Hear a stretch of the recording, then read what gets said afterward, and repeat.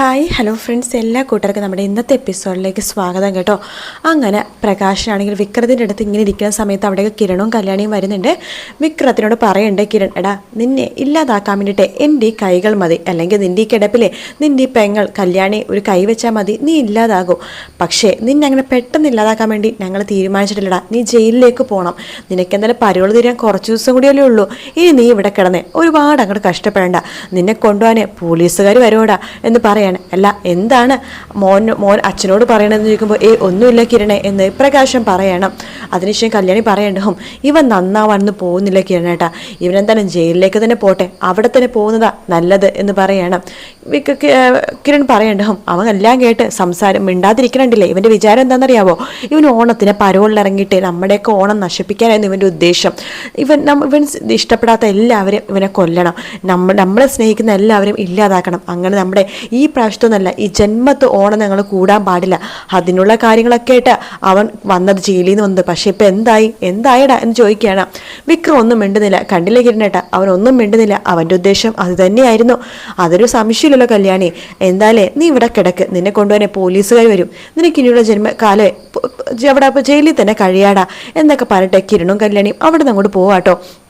പ്രകാശൻ ആകെ ഇങ്ങനെ ആലോചിച്ചുകൊണ്ടിരിക്കുകയാണ്. വിക്രത്തിനാണെങ്കിൽ ദേഷ്യം വരുന്നുണ്ട്. അവർ പറഞ്ഞിട്ട് പോയത് കേട്ടില്ലേ, എന്നെ കളിയാക്കാൻ വേണ്ടി വീണ്ടും വലിഞ്ഞു കയറി വരും അവർ എന്നൊക്കെ പറഞ്ഞിട്ട് വിക്രം ഇങ്ങനെ പിറുപിറുത്തോണ്ടിരിക്കുകട്ടോ. പിന്നീട് കാണിക്കണ സരയുവിനെയാണ്. സരയു എന്തൊക്കെയോ ആലോചിച്ചുകൊണ്ടിരിക്കുന്ന സമയത്ത് അവിടേക്ക് മനോഹർ വരുന്നുണ്ട്. മനോഹർ ദൂരത്ത് നിന്നിട്ട് സരയുവിനെ ഇങ്ങനെ നോക്കുവാണ്. ഇവളുടെ ഉദ്ദേശം എന്താണെന്ന് മനസ്സിലാവുന്നില്ലല്ലോ. ഇവളെന്താ മനസ്സിൽ ഉദ്ദേശിക്കുന്നത്? എന്തായാലും ഒരു കാര്യം ഉറപ്പാ, ഇവള് സത്യങ്ങളൊക്കെ അറിഞ്ഞു. പിന്നെ ഇവളെന്താ എൻ്റെ മുമ്പിൽ ഇങ്ങനെ അഭിനയിക്കണത്? ഇനി ഇവളുടെ അമ്മ പറഞ്ഞ പോലെ തന്നെ ഇവൾ പരസ്പര ബോധമില്ലാതെ സംസാരിക്കുന്നതിന് കാരണം ഇതൊക്കെ തന്നെ ആയിരിക്കോ? ഇനി ഇവള് ശരിക്കും മെൻ്റലായോ? കയ്യിൽ കിട്ടാൻ എന്തെങ്കിലും വെച്ചിട്ട് തല അടിച്ച് പൊട്ടിക്കുമോ എന്തോ? എന്തായാലും ഇവളുടെ ഉദ്ദേശം എന്താണെന്ന് അറിയണം. കുഞ്ഞിനെ ഒന്ന് കണ്ടിട്ട് പോകാം എന്നൊക്കെ പറഞ്ഞിട്ട് മനോഹർ സരയുടെ അടുത്തേക്ക് വരികയാണ്. മോളൂ എന്ന് പറയുമ്പോഴേക്കും സരയു വിട്ടത് മനുവേട്ട വന്നോ? മനുവേട്ടൻ്റെ മീറ്റിംഗ് ഒക്കെ കഴിഞ്ഞോ? മോളൂ ഇന്ന് മീറ്റിംഗ് ഒക്കെ കഴിഞ്ഞു, പക്ഷെ നാളെ ഒരു മീറ്റിംഗ് ഉണ്ട്, ഞാൻ രാവിലെ തന്നെ പോകും എന്ന് പറയാണ്. നാളെ എവിടെയാണ് മനുവേട്ട മീറ്റിംഗ്? കുറച്ച് ദൂരെയാ മോളൂ, നാളെ രാവിലെ തന്നെ മീറ്റിങ്ങിന് പോകണം. അല്ല മനുവേട്ടൻ എന്തും കഴിച്ചിട്ടോ കുടിച്ചിട്ടോ ആണോ വന്നത്? ഒന്നും കഴിച്ചില്ല മോളൂ. എങ്കിലേ ഞാനൊരു കാര്യം ചെയ്യാം, ഞാനും ഒന്നും കഴിച്ചിട്ടില്ല. അതെന്താ മോള് കഴിക്കാത്തത്? മനുവേട്ടൻ കഴിക്കാതെ ഞാൻ എങ്ങനെയാ കഴിക്കണത്?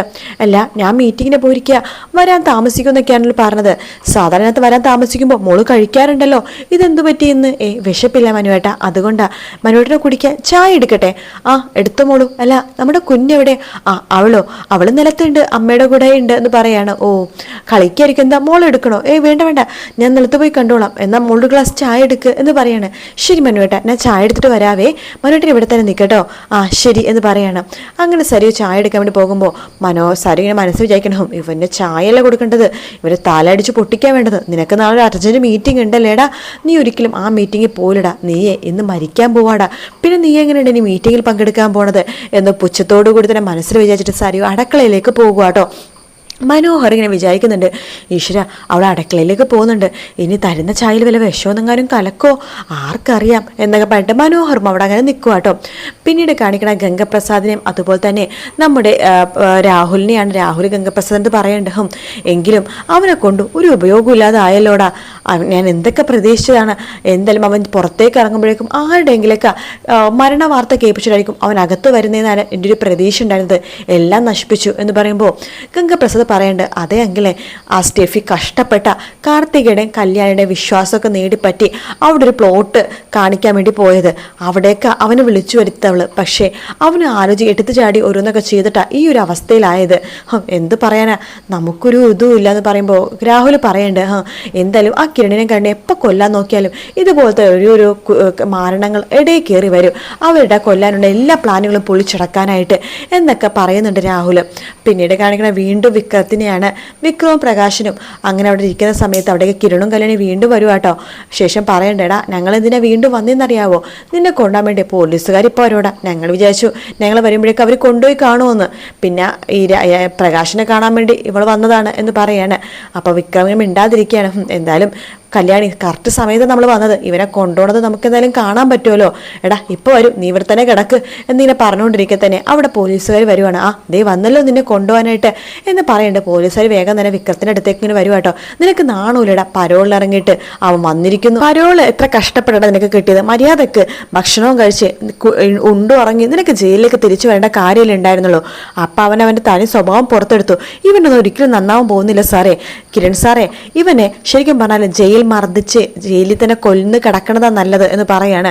ആ സമയത്ത് കിരൺ പറയണ്ട, വേണ്ട സാറേ, ഇവനെ ജയിൽ മർദ്ദിച്ചിട്ട് അവിടെ കൊല ചെയ്യണ്ട. കാരണം ഇവനെ പെട്ടെന്നൊരു നിമിഷം കൊണ്ട് മരിക്കേണ്ടവനല്ല, ഇവൻ ഇഞ്ചിഞ്ചായിട്ട് മരിക്കേണ്ടതാണ്. അതുകൊണ്ട് ഇവന് ജയിലിലെ എല്ലാ പണികളും ഇവനെ കൊണ്ട് തന്നെ ചെയ്യിപ്പിക്കണം. എന്ത് പണിയുണ്ടെങ്കിലും ഇവനെ കൊണ്ട് ചെയ്യിപ്പിക്കണമെന്നേ. അങ്ങനെ പണിയെടുപ്പിച്ച് കുറച്ച് ഭക്ഷണം കൊടുത്ത് അവൻ ഇല്ലാതാക്കണേ നല്ലത്. എന്തായാലും അതൊക്കെ ഞങ്ങൾ ആലോചിക്കുന്നുണ്ട് സാറേ. എടാ എന്തിനാണ് കിടക്കണത്, എഴുന്നേറ്റ് വാടാ, നിനക്ക് നടക്കാനുള്ള പരിക്കേ ഉള്ളൂ എന്ന് ഞാൻ അറിഞ്ഞത്.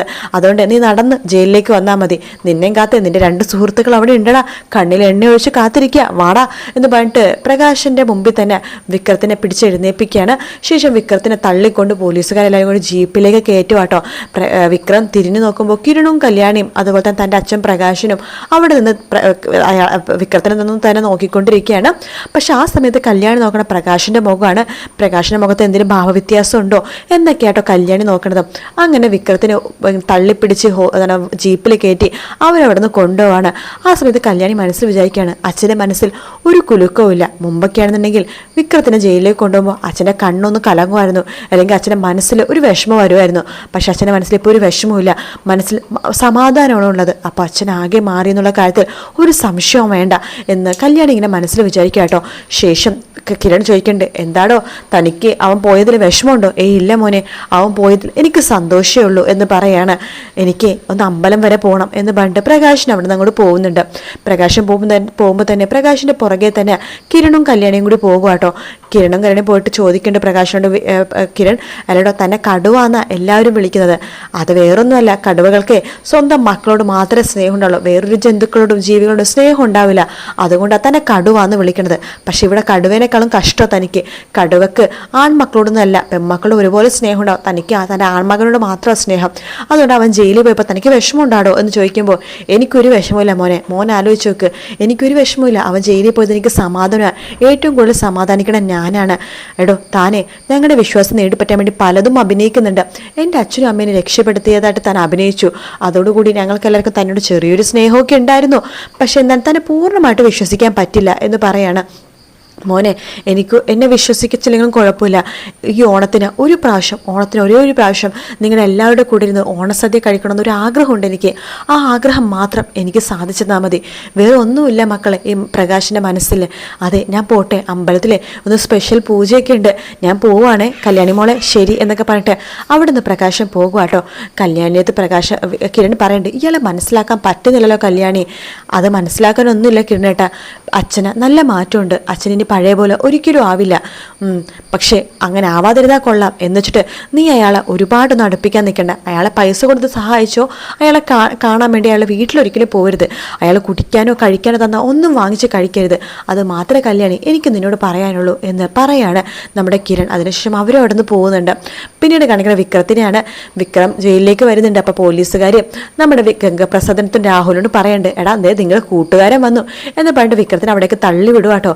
വിക്രം വരുമ്പോൾ തന്നെ ഗംഗപ്രസാദും രാഹുലും കൂടി വിക്രത്തിനെ നോക്കുവാണ്. എന്നാലും നീ എന്തൊക്കെ പറഞ്ഞിട്ടാണ് ഇവിടെ നിന്ന് പോയത്, ഒന്നും നടന്നില്ലല്ലോടാ, നീ നിന്റെ അച്ഛനെ വിശ്വസിക്കരുതെന്ന് ഞങ്ങൾ പറഞ്ഞതല്ലേ, എന്ത് ചെയ്യാനാ, അയാളെ ഞാൻ വിശ്വസിച്ചു പോയി. പക്ഷെ അയാൾക്ക് ഞാൻ എൻ്റെ പ്ലാനിങ്ങിൻ്റെ കാര്യമൊന്നും പറഞ്ഞില്ല.